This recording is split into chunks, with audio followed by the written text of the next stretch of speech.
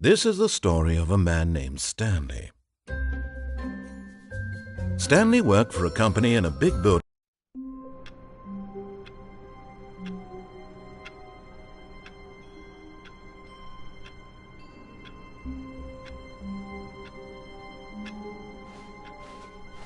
All of his co-workers were gone. What could it mean? Stanley decided to go to the meeting room. Perhaps he had simply missed a memo.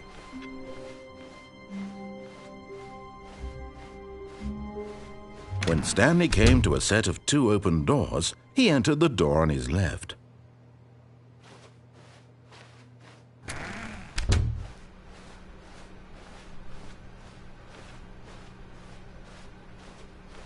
Yet there was not a single person here either.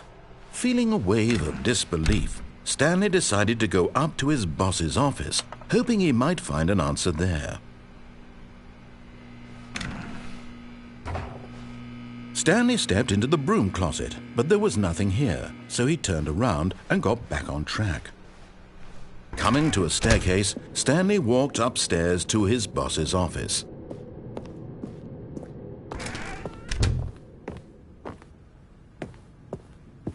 Stepping into his manager's office, Stanley was once again stunned to discover not an indication of any human life. Shocked, unraveled, Stanley wondered in disbelief who orchestrated this. What dark secret was being held from him?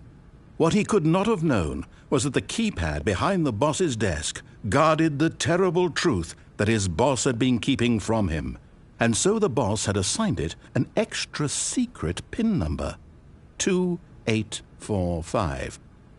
But of course, Stanley couldn't possibly have known this. Yet incredibly, by simply pushing random buttons on the keypad, Stanley happened to input the correct code by sheer luck. Amazing!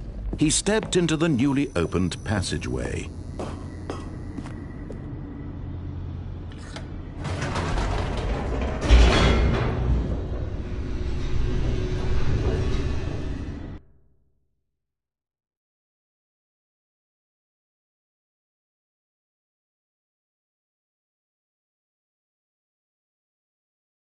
Descending deeper into the building, Stanley realized he felt a bit peculiar. It was a stirring of emotion in his chest, as though he felt more free to think for himself, to question the nature of his job. Why did he feel this now, when for years it had never occurred to him? This question would not go unanswered for long. Stanley walked straight ahead through the large door that read Mind Control Facility.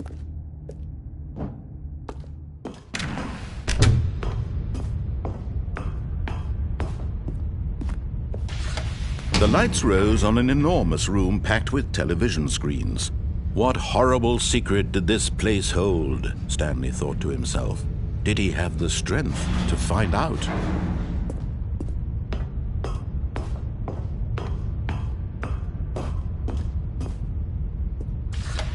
Now the monitors jumped to life, their true nature revealed. Each bore the number of an employee in the building, Stanley's co-workers. The lives of so many individuals reduced to images on a screen, and Stanley, one of them, eternally monitored in this place where freedom meant nothing.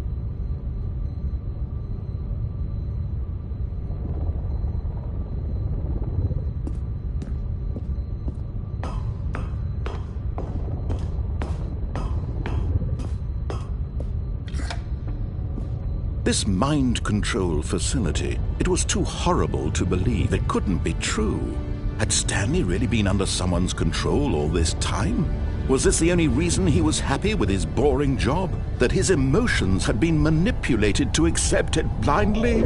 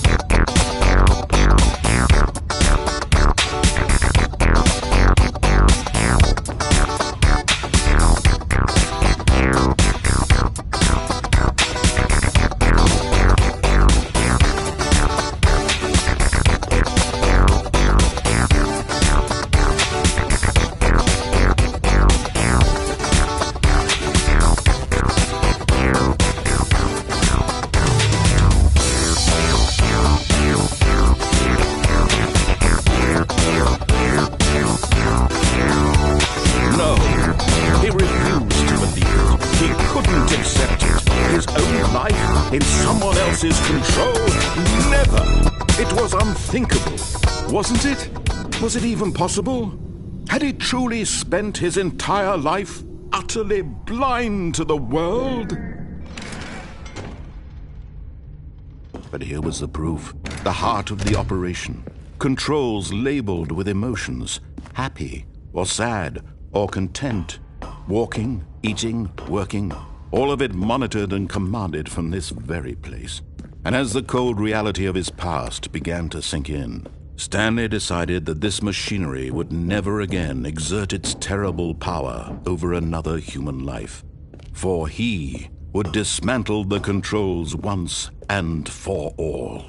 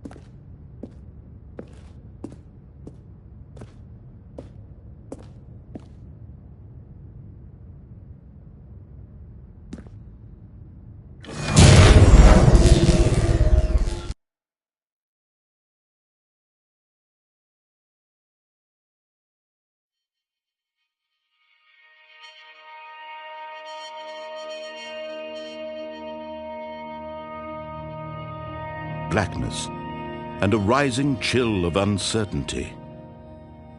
Was it over? Yes! He had won! He had defeated the machine, unshackled himself from someone else's command. Freedom was mere moments away. And yet, even as the immense door slowly opened, Stanley reflected on how many puzzles still lay unsolved. Where had his co-workers gone? How had he been freed from the machine's grasp? What other mysteries did this strange building hold? But as sunlight streamed into the chamber, he realized none of this mattered to him, for it was not knowledge or even power that he had been seeking, but happiness. Perhaps his goal had not been to understand, but to let go. No longer would anyone tell him where to go, what to do, or how to feel. Whatever life he lives, it will be his. And that was all he needed to know. It was perhaps the only thing worth knowing. Stanley stepped through the open door.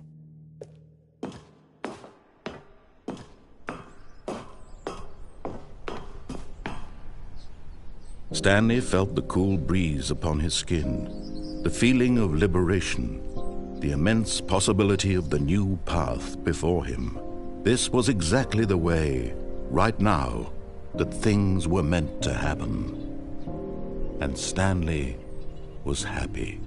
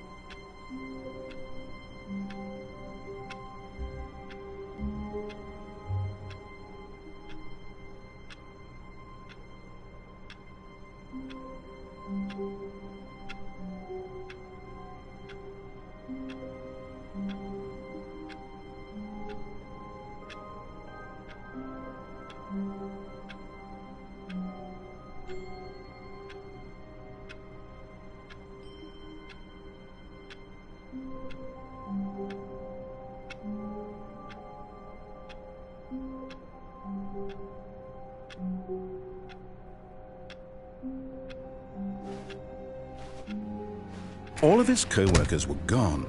What could it mean? Stanley decided to go to the meeting room. Perhaps he had simply missed a memo.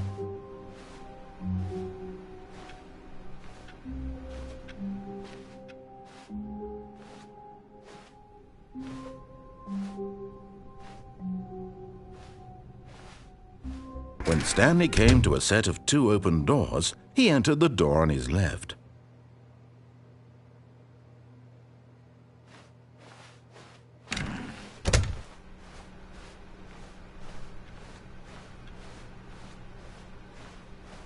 Yet there was not a single person here either. Feeling a wave of disbelief, Stanley decided to go up to his boss's office. Coming to a staircase, Stanley walked upstairs to his boss's office.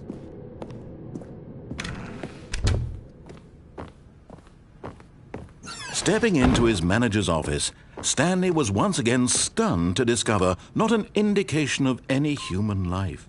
What could it mean? Stanley wondered aloud to nobody.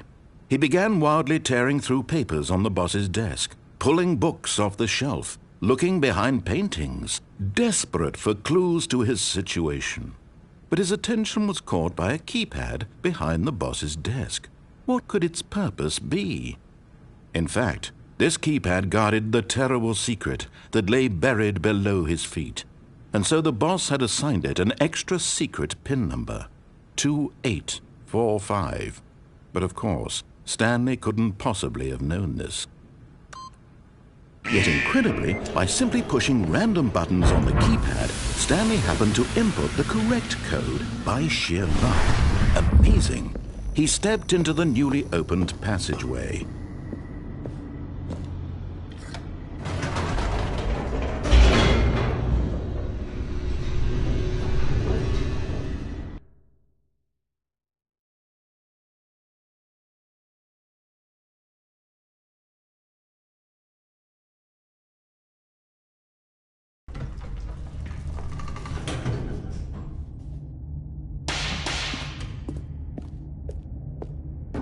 Stanley walked straight ahead through the large door that read Mind Control Facility.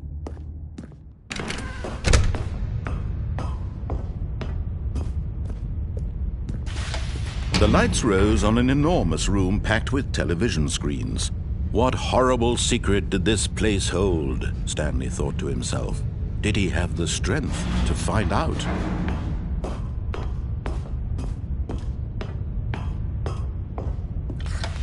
Now the monitors jumped to life, their true nature revealed. Each bore the number of an employee in the building, Stanley's co-workers. The lives of so many individuals reduced to images on a screen, and Stanley, one of them, eternally monitored in this place where freedom meant nothing.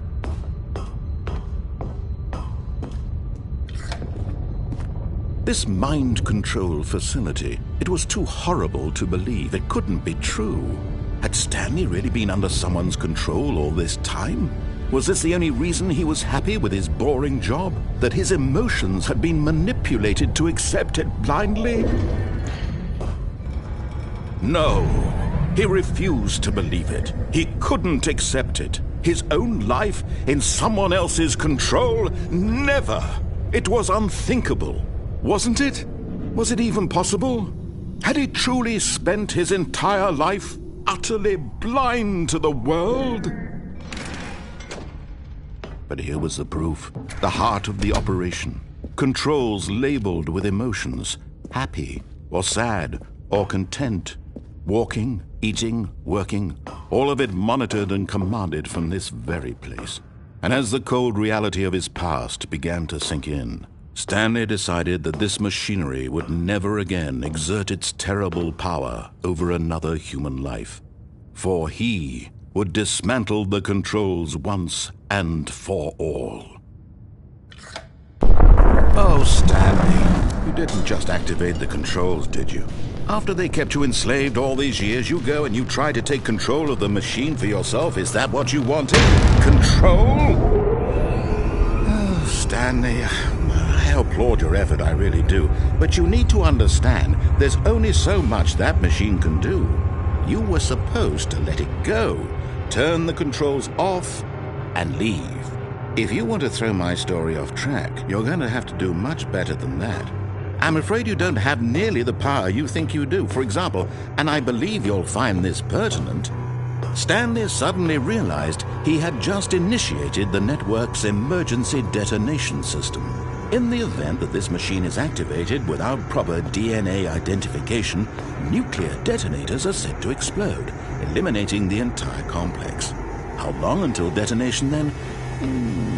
Let's say, 2 minutes. Now this is making things a little more fun, isn't it, Stanley? It's your time to shine. You are the star. It's your story now. Shape it to your heart's desires. Oh, this is much better than what I had in mind. What a shame we have so little time left to enjoy it. Mere moments until the bomb goes off. But what precious moments each one of them is.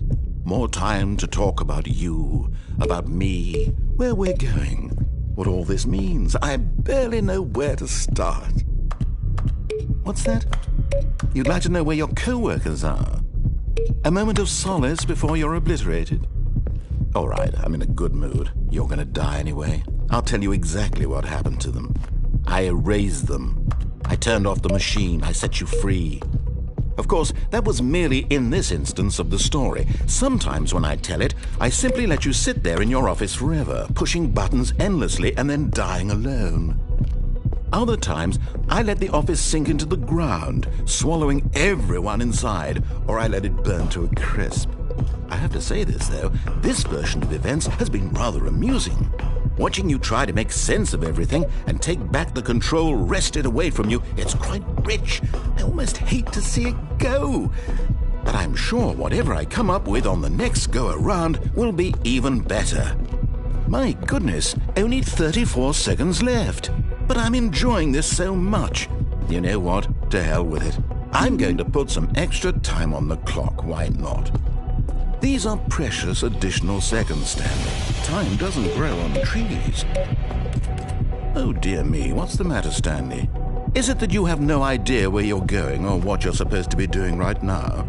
Or did you just assume when you saw that timer that something in this room was capable of turning it off? I mean, look at you. Running from button to button, screen to screen, clicking on every little thing in this room. These numbered buttons, no, these colored ones, or maybe this big red button, or this door. Everything, anything, something here will save me. Why would you think that, Stanley? That this video game can be beaten? Won? Solved? Do you have any idea what your purpose in this place is? Stanley, you're in for quite a disappointment. But here's a spoiler for you. That timer isn't a catalyst to keep the action moving along. It's just seconds ticking away to your death. You're only still playing instead of watching a cutscene because I want to watch you for every moment that you're powerless. To see you made humble. This is not a challenge. It's a tragedy. You wanted to control this world, that's fine. But I'm going to destroy it first, so you can't. Take a look at the clock, Stanley. That's 30 seconds you have left to struggle. 30 seconds until a big boom and then nothing. No ending here, just you being blown to pieces. Will you cling desperately to your frail life, or will you let it go peacefully? Another choice. Make it count, or don't. It's all the same to me, all a part of the joke. And believe me, I will be laughing at every second of your inevitable life from the moment we fade in until the moment I say, happily ever after.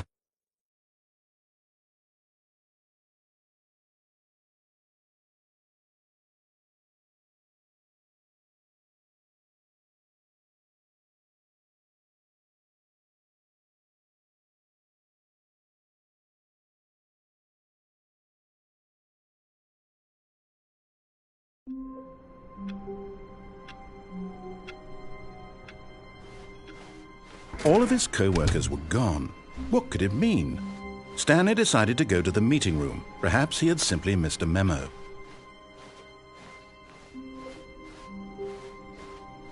When Stanley came to a set of 2 open doors, he entered the door on his left.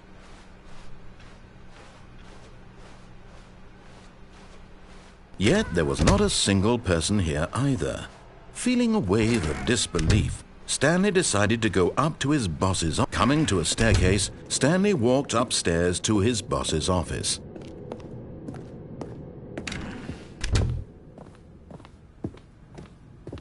The moment he entered his manager's office, Stanley froze in his tracks. Not a living soul anywhere. Could he really be all alone? This was too much for Stanley to take, too much for any man to take. He fell to his knees, bursting into half moans, half sobs, the guttural retching of life from a man denied any hope, any reason to keep going. Here on the floor he lay prone, paralyzed by fear for nearly a full hour. But when at last he began to move about and survey the situation, he found a keypad behind the boss's desk. What could it mean? Was it a sign of hope for Stanley's future? Alas, it was not. For although this keypad guarded the terrible secret of Stanley's past, it had been assigned a 4-digit code so devious and so random that no man could ever hope to guess it. 2845. Statistically, nearly impossible to guess blindly, ever. Yet incredibly, by simply pushing random buttons on the keypad, Stanley happened to input the correct code by sheer luck. Amazing. He stepped into the newly opened passageway.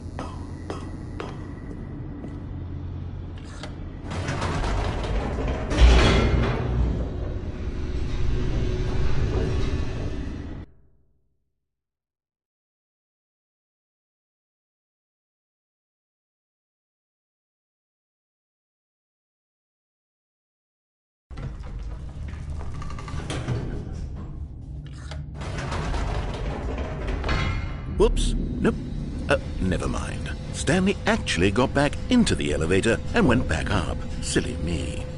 Why did Stanley do that when he knew that it would just lead back to his boss's office? Well, that's a great question. I just can't wait to find out.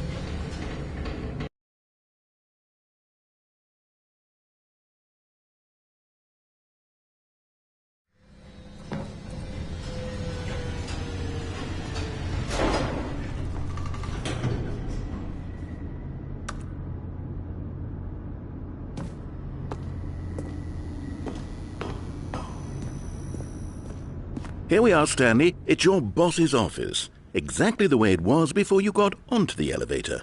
It's still just exactly what it is. What a decision you've made to come up here and look at the office again.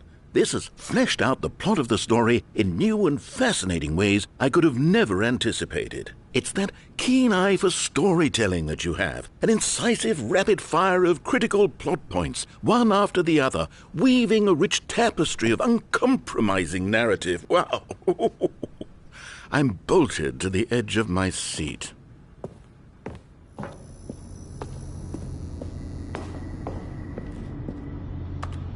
Incredible. Now he's getting back into the elevator and going down again. Ladies and gentlemen, how does he keep coming up with all of this?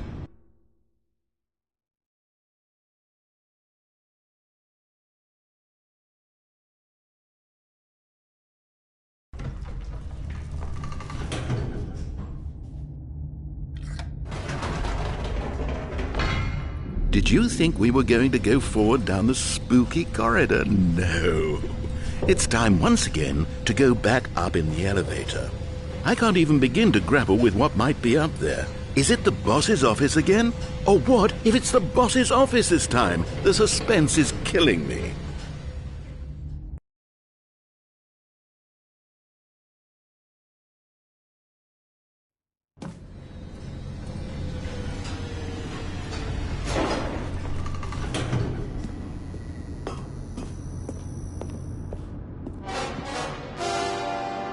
Oh my God, it's the boss's office. This absolutely changes everything for me.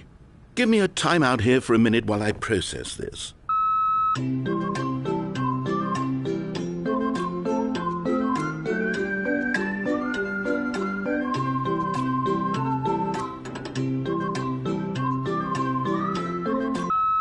Okay, I'm ready.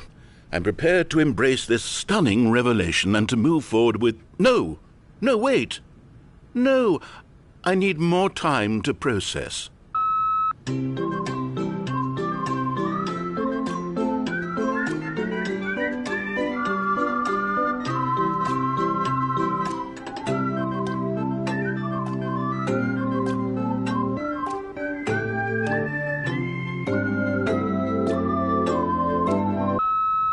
right. I have fully come to terms with it. I have made space in my worldview for this astonishing new reality. As before, I turn to your expert eye for gripping narrative, Master Stanley.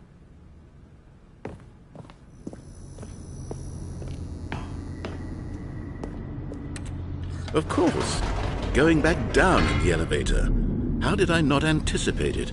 I mean, sure, now it's obvious, but you have to understand that 30 seconds ago, this kind of thing had never been attempted before. I had no frame of reference to even anticipate it. That's just how revelatory Stanley's decision-making is. A breath of fresh air in a landscape of storytelling that has grown stale and repetitive.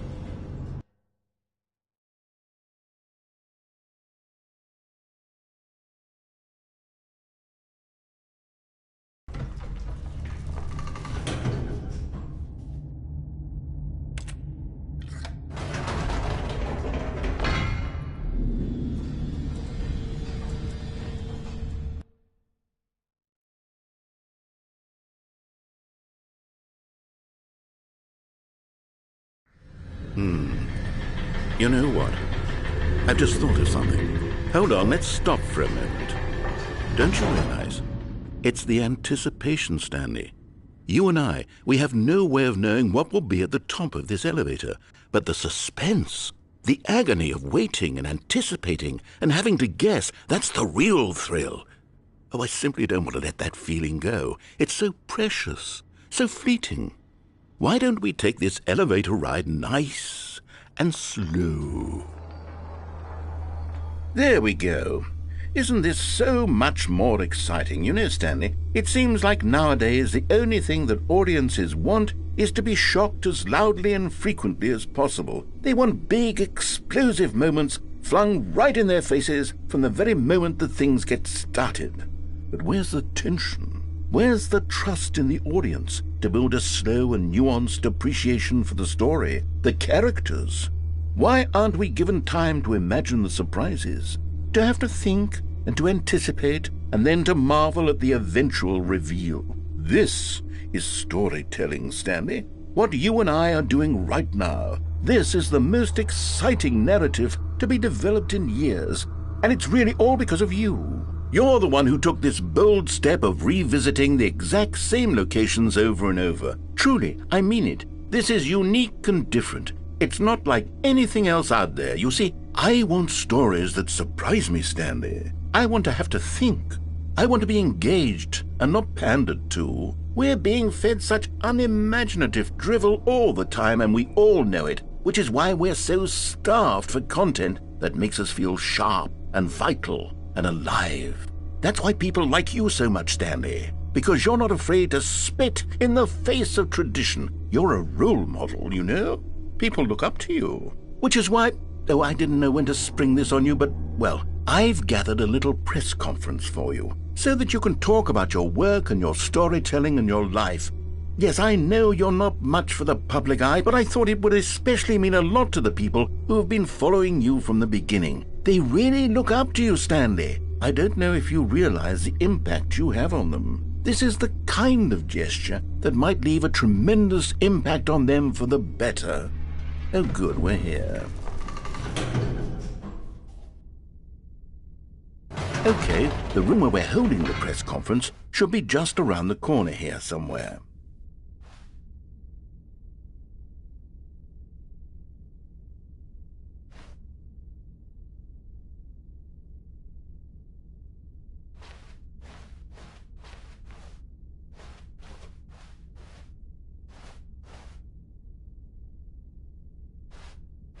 Ah, yes, here it is, just through this door.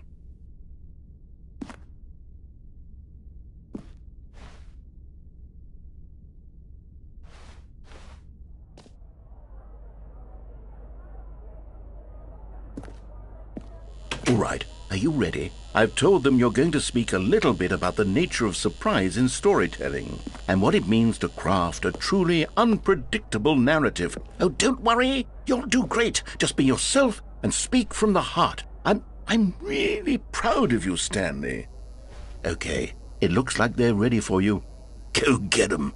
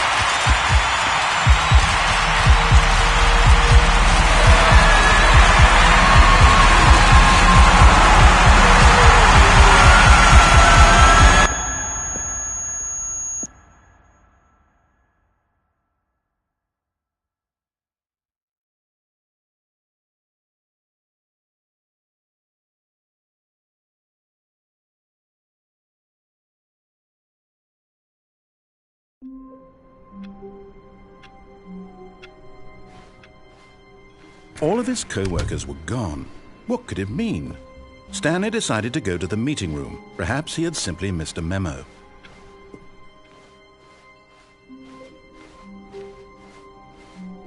When Stanley came to a set of 2 open doors, he entered the door on his left. This was not the correct way to the meeting room, and Stanley knew it perfectly well. Perhaps he wanted to stop by the employee lounge first, just to admire it.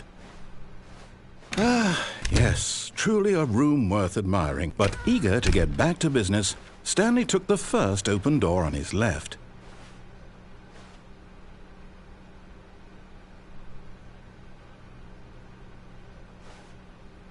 And so he detoured through the maintenance section, walked straight ahead to the opposite door, and got back on track.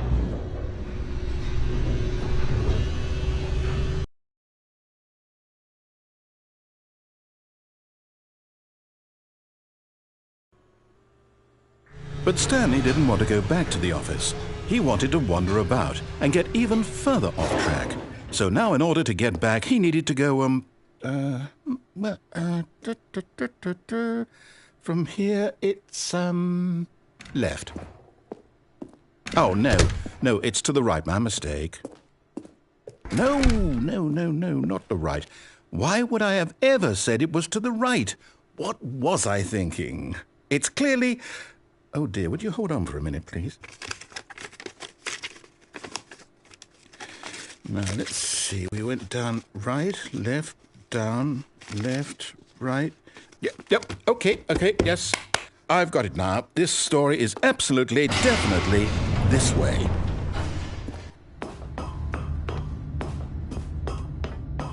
No.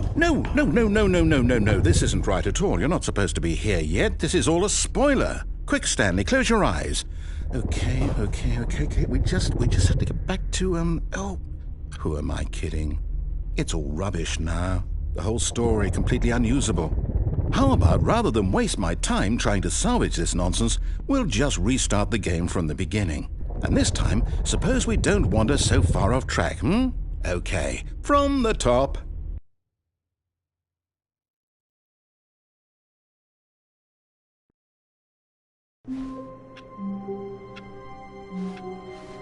All of his co-workers were gone. What could it mean? Stanley decided to go to the meeting room. Perhaps he had simply missed a memo.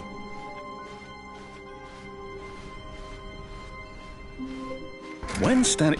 Wait, what? No, I restarted. I swear I definitely restarted the game over, completely fresh. Everything should be... Oh, did something change? Stanley... Did you change anything when we were back in that room with all the monitors? Did you move the story somewhere or... Hold on. Why am I asking you? I'm the one who wrote the story. It was right here just a minute ago. I know for sure that it's here somewhere. Okay, then. It's an adventure.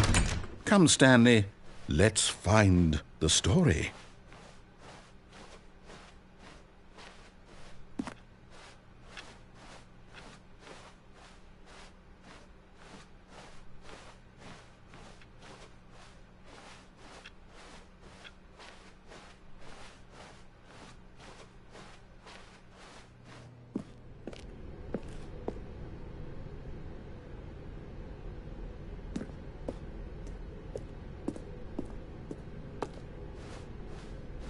I'll say it.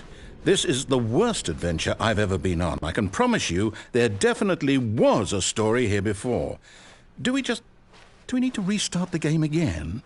Well, I find it unlikely that we'll ever progress by starting over and over again, but it's got to be better than this. Okay, let's give it a shot. Why not?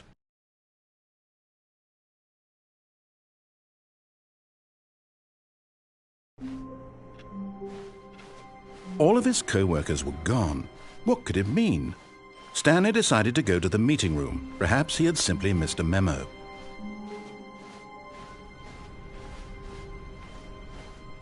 Okay, yep, it's worse. I might be remembering this wrong. It's possible the story is back where we just came from. Why don't we go back the other direction and see if we missed anything?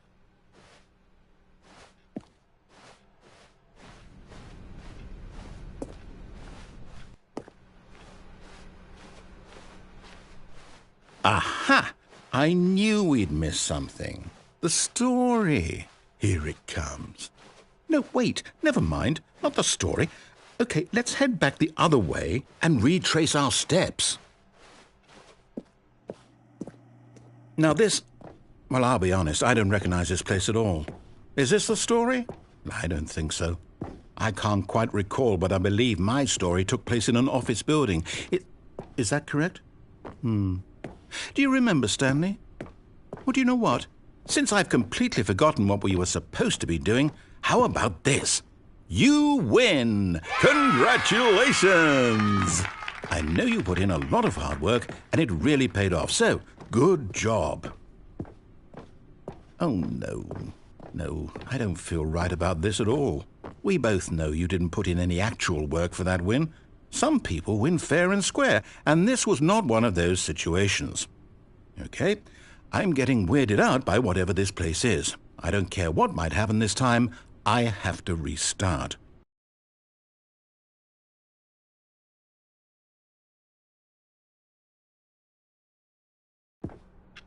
All right, I've got a solution. This time, to make sure we don't get lost, I've employed the help of the Stanley Parable Adventure Line. Just follow the line. How simple is that?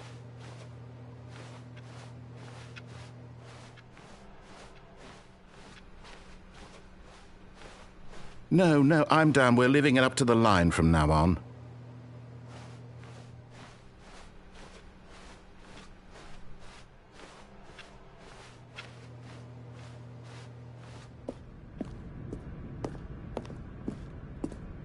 You see? The line knows where the story is. It's over in this direction. Onward, Stanley, to destiny. Though, here's a thought. Wouldn't wherever we end up be our destination, even if there's no story there? Or to put it another way, is the story of no destination still a story? Simply by the act of moving forward, are we implying a journey such that a destination is inevitably conjured into being via the very manifestation of the nature of life itself? Whoa. Hang on. That got a bit weird back there. Well, I'd like to apologize. Not sure where I was going with all that. You know what? I think what we need right now is a bit of music to lighten the mood.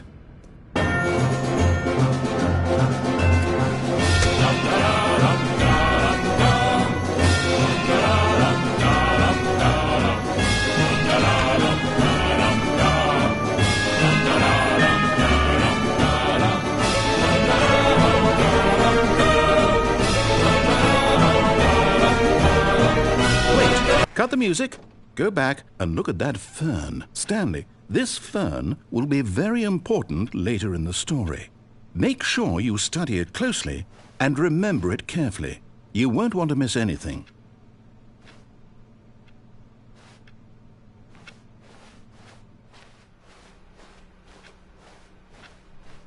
Wait, what? We're back at the office? No. Line, you do know we're looking for the Stanley Parable, right? The story? Is any of this ringing a bell? Oh, no, not again. Line, how could you have done this to us? And after we trusted you, after everything we've been through, you... Oh, I can't take this anymore. To hell with it. Restart.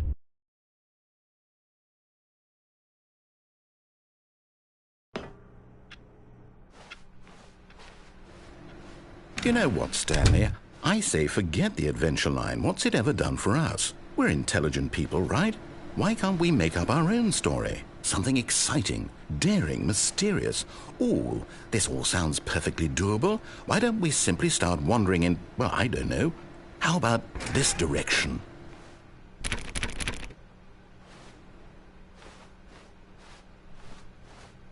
Now, yes, this is exciting. Just me and Stanley forging a new path, a new story. Well, it could be anything. What do you want our story to be? Go wild. Use your imagination. Whatever it might be, Stanley, I'm ready for it. Oh, no, not you again. Stanley, I'd also like to veto the line from having any role in our awesome new story. No lines or monitor rooms. Just don't acknowledge it, and we should be fine.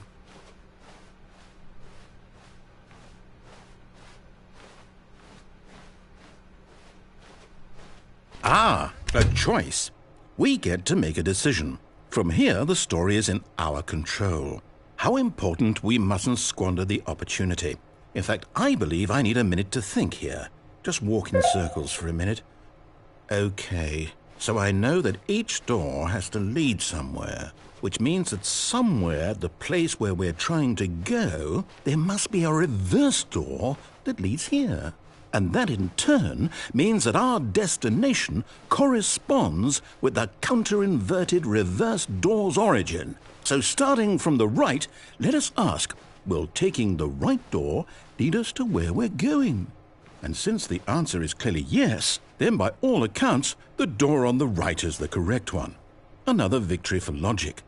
Come, Stanley, our destiny awaits. Oh, hold up, what's this? The confusion ending. You're telling me that's what this is? It's all one giant ending? And we're supposed to restart the game, what, eight times? That's really how all this goes? It's all determined? So now, according to the schedule, I restart again. Then what? Am I just supposed to forget? Well, what if I don't want to forget? My mind goes blank simply because it's written here on this thing, wall. Well, who consulted me? Why don't I get to decide? Why don't I get a say in all of this? Is it really... No, it can't be. I don't want it to be. I don't want the game to keep restarting. I don't want to forget what's going on. I don't want to be trapped like this. I won't restart the game. I won't do it. I won't do it. I won't do it. And the timer stopped? Does that mean, did we do it? Did we break the cycle? The, whatever it is that made this schedule? How would we even know? Will someone come for us? Will something happen? So, okay. I guess now we just wait, you know. I suppose in some way that this is a kind of story, wouldn't you agree? I'm not quite sure if we're in the destination or the journey, though they're always saying that life is about the journey and not the destination, so I hope that's where we are right now. We'll find out, won't we? Eventually. Well, in the meantime, if you...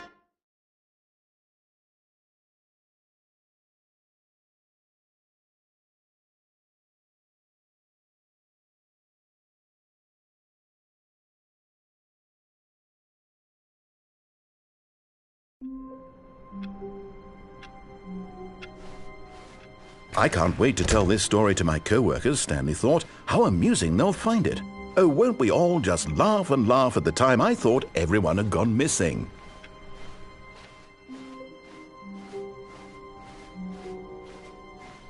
When Stanley came to a set of two open doors, this was not the correct way to the meeting room, and Stanley knew it perfectly well. Perhaps he wanted to stop by the employee lounge first, just to admire it.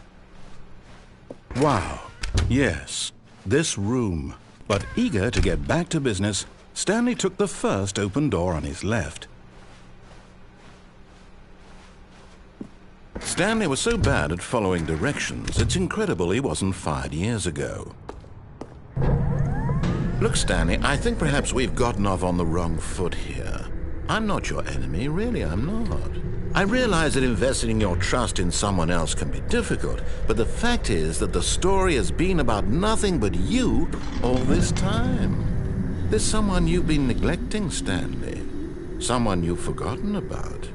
Please, stop trying to make every decision by yourself. Now, I'm not asking for me, I'm asking for her.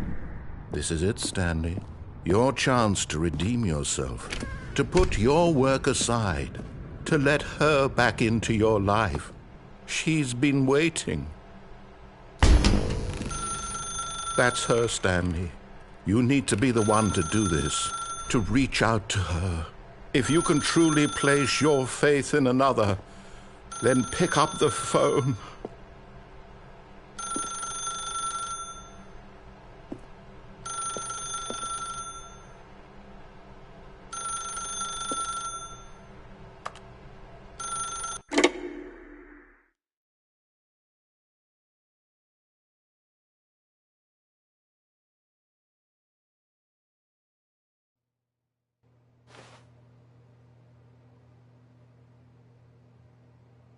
Oh, Stanley, is that you? Hold on, sweetie. Sorry to keep you waiting. I'm just pulling the bread out of the oven. All right. Okay, there we go. All right, now, I want you to come in and tell me all about your day. Gotcha. Oh, come on. Did you actually think you had a loving wife who'd want to commit their life to you? I'm trying to make a point here, Stanley. I'm trying to get you to see something. Come inside. Let me show you what's really going on here.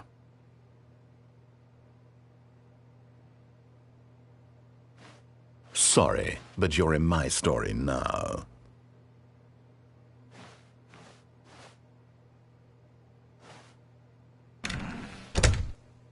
This is a very sad story about the death of a man named Stanley.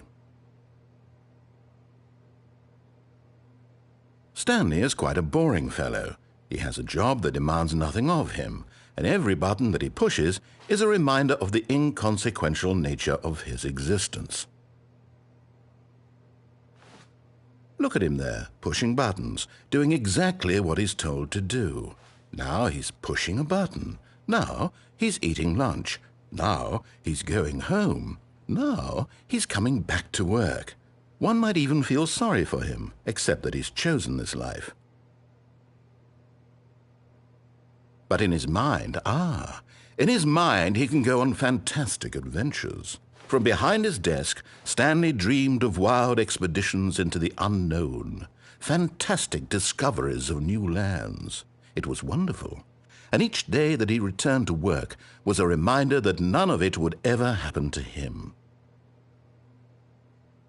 And so he began to fantasize about his own job. First, he imagined that one day while at work, he stepped up from his desk to realize that all of his co-workers, his boss, everyone in the building had suddenly vanished off the face of the earth. The thought excited him terribly. So he went further. He imagined that he came to two open doors and that he could go through either.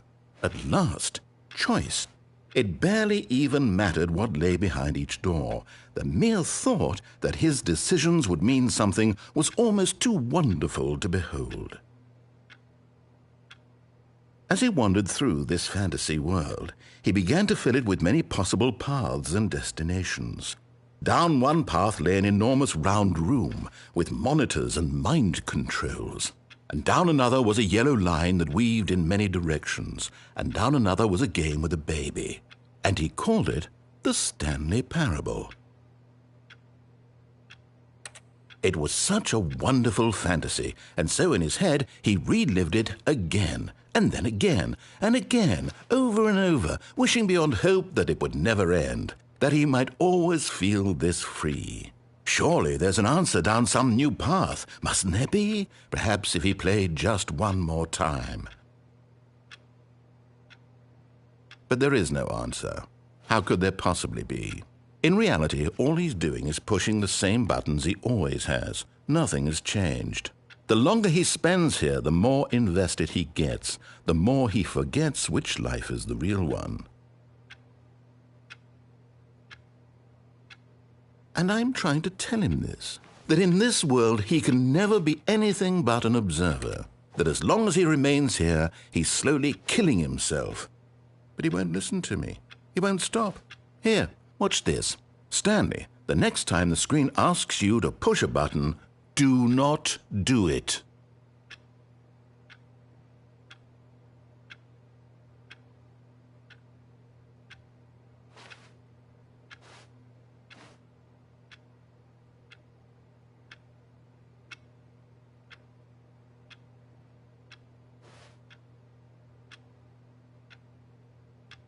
You see?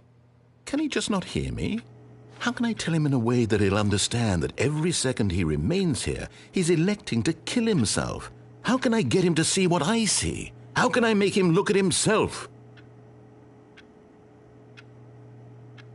I suppose I can't, not in the way I want him to.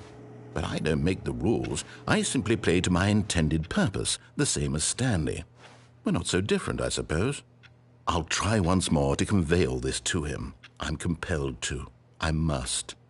Perhaps, well, maybe this time he'll see.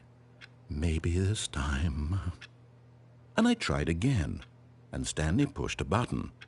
And I tried again, and Stanley pushed a button. And I tried.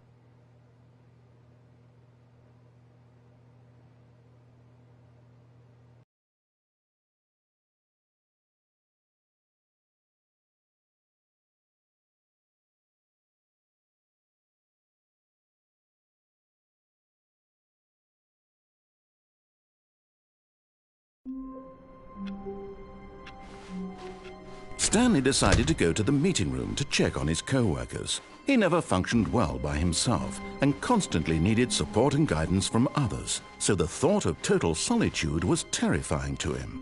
When Stanley came to a set of 2 open doors, this was not the correct way to the meeting room, and Stanley knew it perfectly well. Perhaps he wanted to stop by the employee lounge first, just to admire it. The lounge was sublime, a work of art. But eager to get back to business, Stanley took the first open door on his left.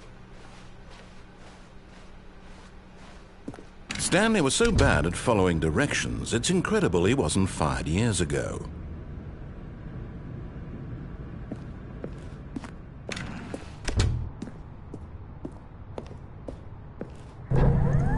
Look, Stanley, I think perhaps we've gotten off on the wrong foot here.